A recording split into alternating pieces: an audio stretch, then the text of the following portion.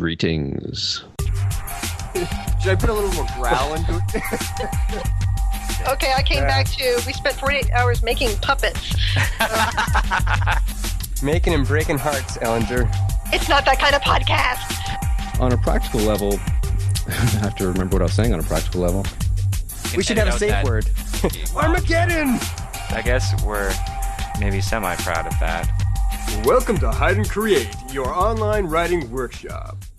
Welcome back to Hide and Create. This is Joshua Essoe, and I am here as always with Moses Siregar, Jordan Ellinger, and Diana Rowland.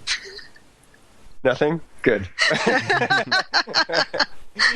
This week we're going to be talking about religion in science fiction and fantasy. There's a number of different facets that we can touch on here. I'd like to start with some cliches and some things not to do when you're trying to write a religion. And I'd like all of your input as well. What have you noticed and so forth. But I'll start us off. I think that one of the first things that comes to mind, if you're going to create a tough situation for your characters, don't use religion or spirituality as a get-out-of-jail-free card. I'm looking at Battlestar Galactica and Lost. Both of them were amazing series, right? But neither of them knew how the frack to explain some of the screwed up things that they'd created. So another spoiler, it turned out that either none of it really happened or that the MC was some kind of spirit or angel or light creature in the entire last season or so. So don't try to hide behind the paper veneer of a spiritual message to escape the tangles that you've created in your plot. That's the beauty of writing. You can go back and change things. Diana, what are some other cliches or no-nos that you've noticed? Well, I was going to go into... You have to be very tread carefully with...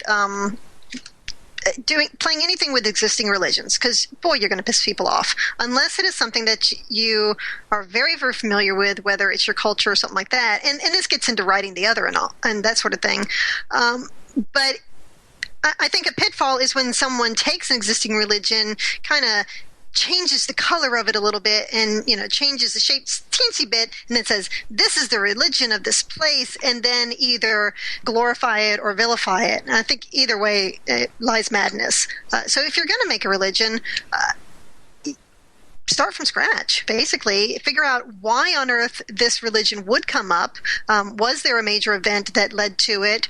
Why are the followers so devout? What sort of reward do they get, or what sort of reward they're promised? And what sort of punishment are they promised if they don't, et cetera, et cetera? Because if you look at religion, that's pretty much what it all boils down to. Believe in this, and you'll be rewarded. And if you don't believe in it, you'll be punished. Now I'm not going into the Eastern religions that I think Moses is going to be able to talk about, like Buddhism, Hinduism. But as far as your Western religions, that seems to be kind of the gist of them. Okay. Jordan, do you have any key examples that spring to mind?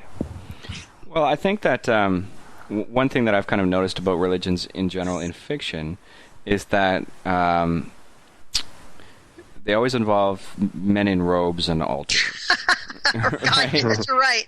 Or women, sometimes women, or naked women. Yeah, that's true. Yeah, yes. Very and stereotypical. I think if you look at actual religions, often they tend to be influenced by the things around them, right? So if you have a spacefaring civilization, they're not going to have an altar so much, right? They might have like a holy spacesuit, right? Their priests might wear, flight jackets or something like that, right?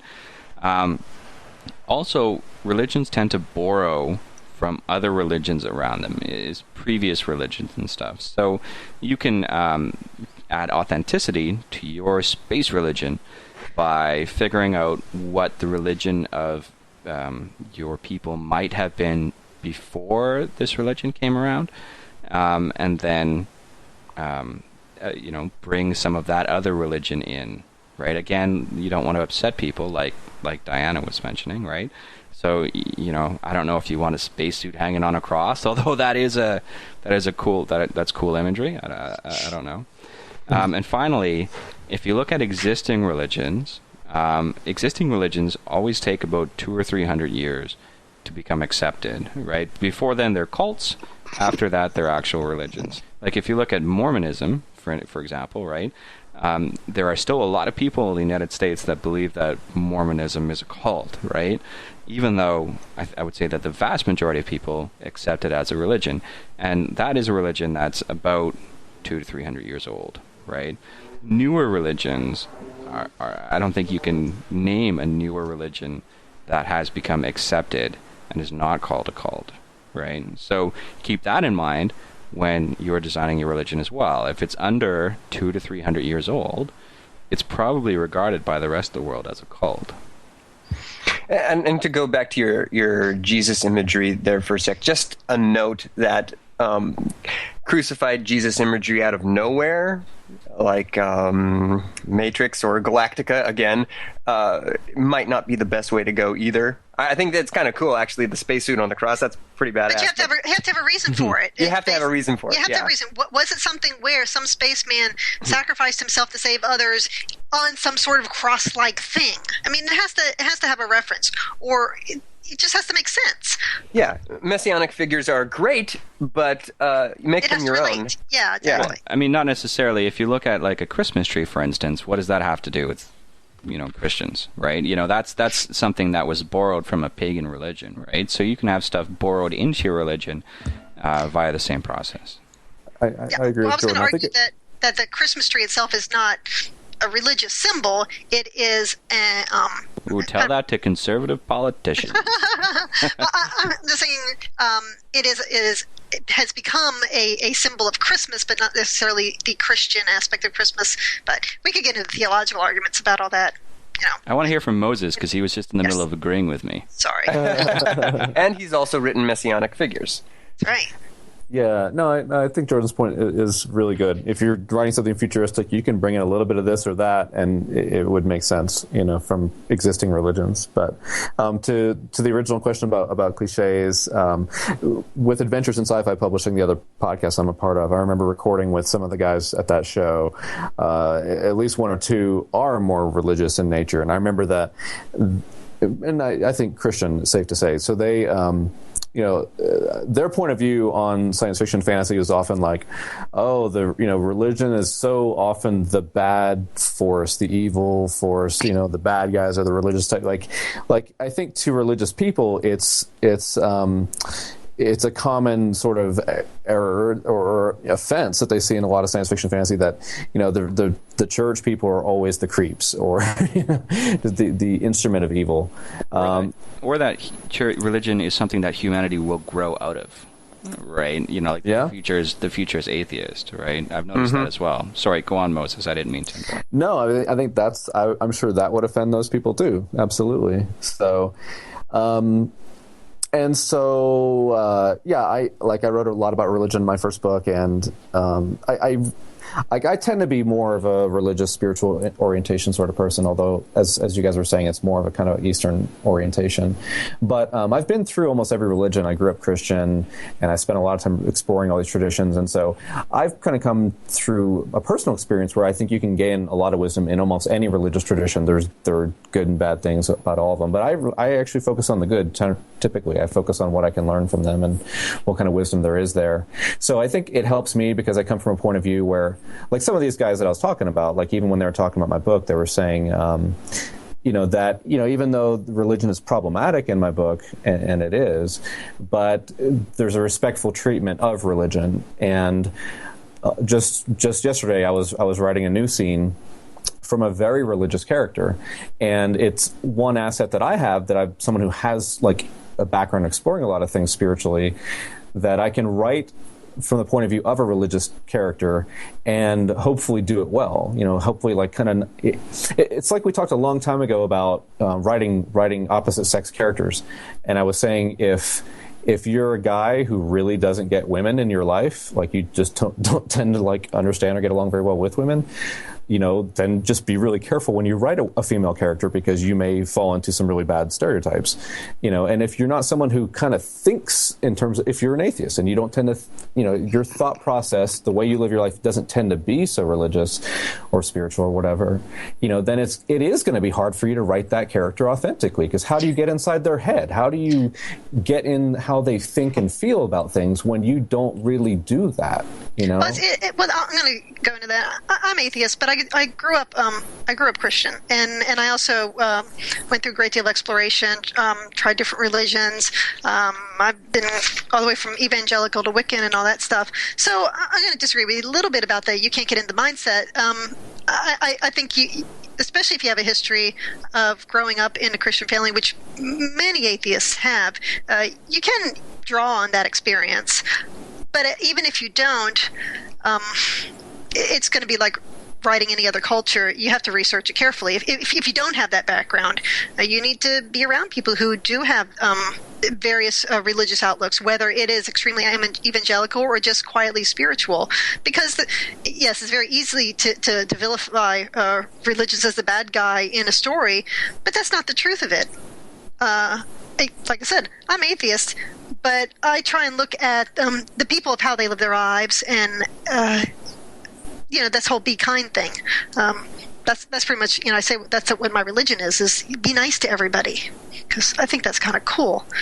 Like, what I would say, Dan, about what you're saying is, like, if you grew up in a Christian, environment, like, I would say you could probably write, like, authentic Christians. How Christians talk, their ways that they kind of, explain things or whatever. But, like, let's say you're in the point of view of a deeply religious sort of character. Yeah, you can pretty much get away with that. But I'm saying you have to be careful, because if you don't have that kind of thinking on the world, like it's just something like you're right, like anything that you're not familiar with, you have to research it. But it's something to be mindful of, that you may not be able to pull that off as well, because it may be opposite to your thinking. Like, if you don't think about, you're not going to solve a problem with, like, prayer or something like that. Like, it's just going to be a little awkward for you to write that character. And there are I'm actually agreeing. Yeah, I'm actually going to completely agree with you on that, because it's something that if you're going to write about a deeply religious character or something like that, you don't want to make it a stereotype. You don't want to have the evil preacher who thinks everyone's sinning, blah blah blah, because it's more complex than that. It is people with religious views. It's not just I believe in God and God tells me to do this. It's not that simple. So for any religion that someone writes, they need to go into the fact that it's not just I do this because God tells me to. There's more to it. There's the family and the social aspect. That people go to church to be around other people and to feel like a part of a community and stuff like that. So there's many levels of religion. And so that's one thing I was going to bring up is if you're going to put religion in your books, first off, make it multidimensional. Make it not just have the priest telling everyone what to do, but also make it make sense as far as why people would follow it. Why? Is it because it's a good group of people? Is it because they feel better about themselves? Or is it just because they're afraid of getting sacrificed on the big altar? Yeah, and personally, I think that, like, there are good and bad things. If you look at any religion in our world, there are good things that happen because of people following that religion, and there are bad things that happen because of people following that religion. And I think that is a kind of safer way to go. When you portray religion, show you probably want to show there's sort of a good side to it, and good things happen because people are religious. And then you can show that there's a dark side to it too, and there's that shadow side where things that are kind of wrong happen because of religion too. And that puts you in a safer position and in a more well-rounded position. Well, it's the same with just play basic world building. You want it to be have many facets. It's not going to have just one. The good guy is good because he's good, or the bad guy's bad because he's bad. Your religion is not a religion just because it has priests. It has to be more complex than that. It has to make more sense of that if it is a major part of your story. A common problem I actually find in fantasy universes, right, where you have polytheistic religions, right, you have a god of war and a god of the sun, et cetera, et cetera, et cetera, is that people are followers of the god of the sun, and that's them, right? But in regular polytheistic, historical religions, there it was very rare to just be a follower of the sun, right? You would make sacrifices to each individual god. You would believe in them all. You would worship them all in different facets of your life, right? Yeah, that's because people are hedging their bets. But let's go into a fantasy setting where the gods actually come down. If the god of fire actually comes down and introduces himself to me, yeah, I'm going to be following him. You don't want to tick off his brother, right? But I'm just saying that if we're looking at a fantasy setting where the gods actually come down and prove themselves, and there's a really good reason for the religion because the god is actually right there and he comes to visits and stuff, then that changes the entire dynamic of why people worship. It's like, okay, I go to church because otherwise he's going to come and hurt me. And I just want to say that if you're going to write your god into your story, how many times have you read a story where you've been like utterly disappointed when the god of a religion actually shows up, right? Tons. So if you're going to do it, if you're going to have your god in the story, then do it right. Go big or go home, I think, with that. Oh, I don't know. I think Kevin does a great job because he has the Virgin Mary and Jesus in his. It's great. Who's that? Kevin Hearn in the Iron Druid series. He has the Virgin Mary and Jesus in at least one book. It's awesome. Those are great books. Yeah, I think to what Jordan was talking about, I mean, I think because you're coming up with a fantasy world, it could be that people do tend to have a strong affiliation to one god. It could be that it's the kind of culture where people recognize that the gods are all part of the same stew of the gods, and they have their favorites, but they still worship all of them. Like, I think, depending on how you construct your world, I think you could do that kind of either way. I think and then you have some people who are totally devoted, to a god, even in this world, polytheistic types of traditions, like, Hinduism is sort of polytheistic, but, you'll have people who'll be totally, total devotees of Shiva, and, they do all their spiritual practices in that sort of a way. But then that is that particular culture. Even in Hinduism, it tends to be kind of sort of open-minded, where like, yeah, I may be a total devotee of Shiva, but I still recognize that there are these other gods that other people follow. And but I think it can vary based on the culture. I mean, you could have a culture where you have multiple gods, but they're very fervent, and like the gods are competing with each other, and like you have to pick a god or something like that. Like I think you have leeway based on how you construct the world itself and the religion itself. Yeah, for me, the kind of Dungeons and Dragons style gods are problematic. Like, I'll write them absolutely because I'm a tie-in writer, and thus a soulless mercenary. For me, in my regular fiction, in my original fiction, I always write the gods as if they're incredibly powerful supreme beings, and they're really scary for that reason, right? I don't like just slightly more powerful humans, right? I don't like gods that can be defeated by mortals, because then, what's the point of being a god? I don't know. I mean, what are you guys' feelings towards those kind of gods? Well, I think that a god who is completely omniscient, omnipotent, and all that stuff is kind of boring. I mean, if he's going to be a character, so if you're going to have a god in your story, he probably needs to have some sort of weakness if he's going to be a character. Yeah, I mean, you look at like Greek and Norse mythology. I mean, even someone like Zeus, I mean, yeah, he's the all-powerful god. You don't mess with him, but he's always running around trying to screw somebody. Yeah, they made him very human, and I think that we're running into a little bit of a Superman problem, right? So it's not Superman that is being affected. It's the people that he cares about. That's like how they gave Superman weakness, and I think that could go very well with doing gods that way too. Yeah, I mean, Superman is basically a god, right? And his stories are kind of written that way. And you even find that in the movies, right? I think in Superman Returns, Lex Luthor refers to Superman as a god, and I think the same virtual thing happens in the latest Superman, where they refer to him as a god as well. Russell Crowe. Yeah, his father did. God or something. Yeah, so I think that's very interesting about the superhero kind of mythos in general, is that superheroes often mimic gods, and especially the god is they each have certain powers, right? They have certain domains, right? So they would mimic the gods in that way as well. So if you're writing a superhero story, you can often mine traditional mythology for stories. And there's, again, you have a lot of choices. I mean, I think writing a polytheistic type of system with multiple gods, I mean, you can choose how flawed they are, how much they interact with people, how much they disagree with each other, how much they appear on the earth, like, what are their powers, like, what's the reason why there's a pantheon of gods? Like, there's so many things you get to explore when you do that, and you can put so many subtle twists on it and your own little nuances. Like where'd they come from? Were they actually humans once, and they actually get to be like super powerful wizards or something like that? Yeah, and it sounds like we're moving into more how to create and write a religion for your own stories, which I think we should go into because we're counting down the time. And actually, I'm going to go directly against something that you said a little earlier, Diana. Okay. I think one of the obvious answers is if you're going to take a religion and you're going to need one for your story, you can go ahead and look at both extant and extinct religions and base yours on one of them.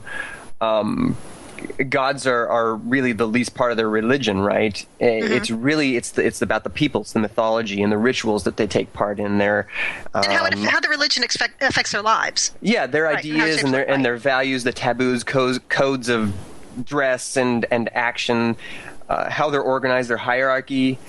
All of that stuff is the really important stuff for your religion. I mean, unless you're talking about a big D&D world where the gods are like coming down and doing things to people.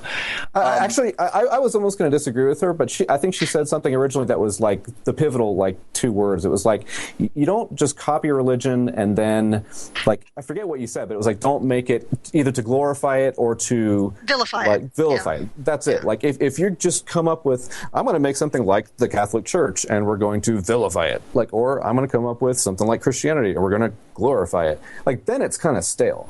Like, yeah. But so I think that, I mean, I agreed with what you were saying because, yeah, it is boring as hell if you just glorify or vilify an existing religion. It's like, like, why not just write some nonfiction if you're going to do that? I'm speaking more of neutrality, really. You taking a religion that it exists, that speaks to you, that works for you, that works for your characters, that makes sense for them to follow, and then using it as a template, yeah. As a template. Yeah, exactly. I can see that. Yeah. Ditch all the pieces that you don't like and invent your own stuff to replace them. But actual religions, I think, provide an excellent base for your imagination to spring from, right? But keep in mind that religions don't actually exist in a bubble also, that they are a direct sprouting of ideas and values and laws and of social classes, jobs, teaching practices, just the environments that your characters are from. From all those that agree with the religion and follow it, there are bound to be others who oppose it. They're either actively or passively, and also those who are going to follow the religion differently. So there's a lot of different ways that you can go and to add depth to your world, specific to your world about a religion, even if you base it on something that's already existing. Yeah, religious people often find themselves in government. So, I mean, that's a good point. Yeah. There's a debate about, I hear people say sometimes, well, you're coming up with a fantasy world, why should you, bring up anything that's reminiscent of anything in this world? If you're going to come up with a religion, come up with a completely different religion. If you're going to come up with this, and that's, I just find that kind of a one-sided point of view. Like, yeah, some people want to write fiction that is totally original. Like, you come up with all your own stuff. It's not about this world. You're not saying anything about this world. You're just being creative and coming up with a story. Cool. But some people write to bring in some elements of our world and still make it fantastical or like science fiction, and still tell a good story and still speak to something that speaks back to this world too. And I just think it's great to go either way. Like, whatever you want to do with that is fine. So, it's not right or wrong to do it one way or the other. Pick what it's all about the story. It's all about the story. If it works in the story. My role, if I can go off on a tangent and bring it back, is when I write my friends into my fiction, right?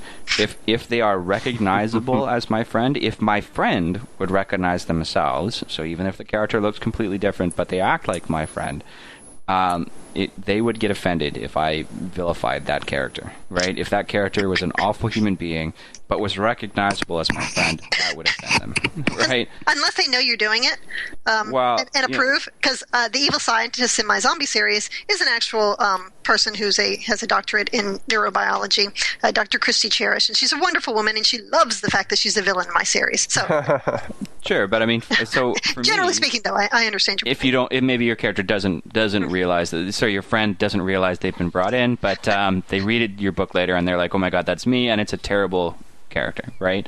So with religion, it's kind of the same thing, right? If somebody who practices that religious faith would recognize their religion, even if your religion in your book has different trappings, if it's recognizable as that other religion and you vilify it, that will offend people of that religion, right? So, I mean, for maybe it's easier to think when you're trying to figure out if this would offend people of that religious persuasion, think if this was a friend of mine and I was describing them in this way, would my friend, be upset? Right. There are some other questions that you need to consider, of course, when you're creating your religions, and you have to consider your audience. Because writing isn't just done in a vacuum, just as religion can't be written in a vacuum in your story. And you've got to consider how your words will be taken by those that you intend to read them. So I think there are two big questions that you need to ask yourself, right? How might your personal belief system as the author be taken by people who believe similarly to you? Because if you're writing that into your religion, like you were just saying, Jordan, and then you have to consider how it would be taken by those who don't share your same beliefs. And I'm not saying that you have to censor what you write, just that you should consider the consequences of it.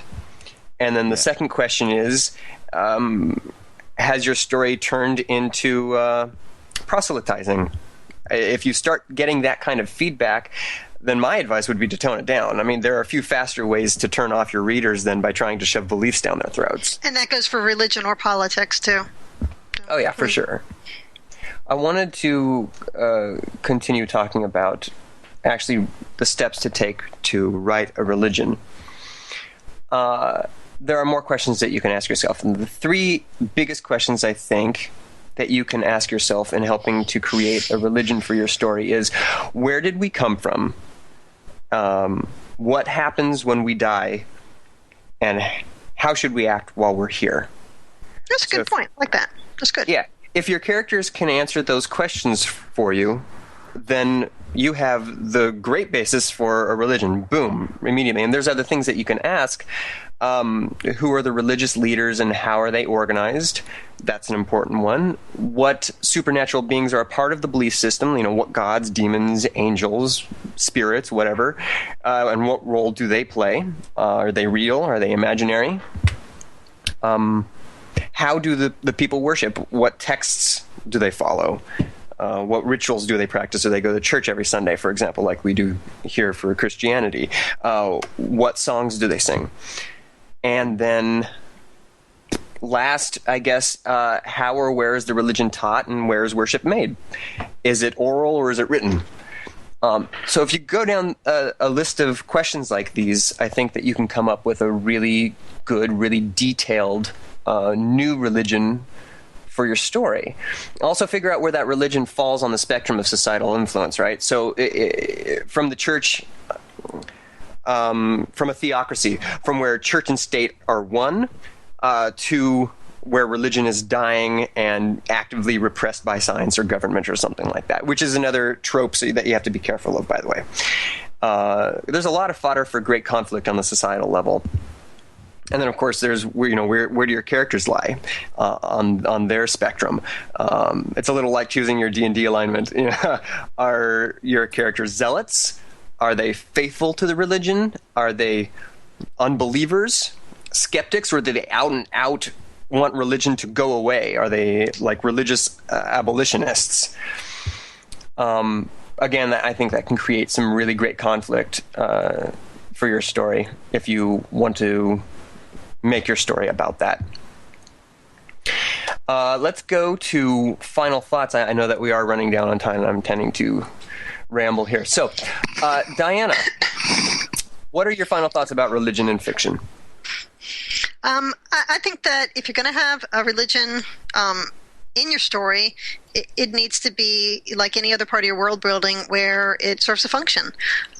Even if it's going to be just part of the set and part of the description, the set dressing, so to speak, then there you go. But if it's going to actually affect your characters, then you really, really need to think it out and have it make sense, using all the things that we talked about. Check. Moses. There you go. So religion's a big part of human existence, and if you write a story with humans, there probably should be some kind of religion in it somewhere. If you can write what you know, if religion's something you find interesting, then great. You'll do that. If it's not something that you tend to want to write, I would say make it interesting, make it different, make it unusual. Like if you're not really into writing a religion, at least put something in there that piques curiosity, that doesn't look generic. If you just have the guy in the robe mumbling a prayer, it's not that interesting. At least come up with something cool if you're not going to really delve into it. Awesome. Kind of what I was going to say. Jordan, go. I guess I'm going to disagree and say that religion doesn't have to serve a purpose in your narrative. It can just be there, right? I agree. I think that's part of the problem, and that's one of the reasons that religion often serves as a bad guy, and that's because religion has to have a purpose, and science and religion are often at cross purposes, right? But that's not, that's not the way it has to be, right? Religion can just exist in this world. It doesn't have to play a central role. It can just be present. The other thing is that religion is just not going to go away. You can't have a science fiction story of some kind without religion. I watched a documentary series called The Universe, which is on H2, and it was about God and the universe. And they confronted this Jesuit priest about the efforts that Stephen Hawking has recently made, along with another physicist whose name escapes me, about the Big Bang, and say that there was no one point in time when the Big Bang was ignited. There wasn't a creator that ignited the Big Bang, right? And that the universe could have sprung out of nothing, out of quantum foam. That there was no need for a creator. And this guy, this Jesuit priest, was just like, well, if you need a creator for that, to create the quantum foam or whatever, right? So no matter how further off these physicists have pushed God, this guy says that, well, God has got to be behind that, right? So there will always be those people, right? Religion, you can never disprove a negative. You can never disprove that there is a God. So there will always be people that will believe in him. So you take that into account. Okay. How would you suggest actually applying that to writing a story? Well, you could just have tiny symbols, right? Like people wear crosses. Even people that aren't religious wear crosses. You can have your characters do stuff like that. You can sprinkle it in almost like set dressing, in a certain way. Have the religion in your mind, and then, put it in there. And later on, maybe we're talking about hooks in a previous episode.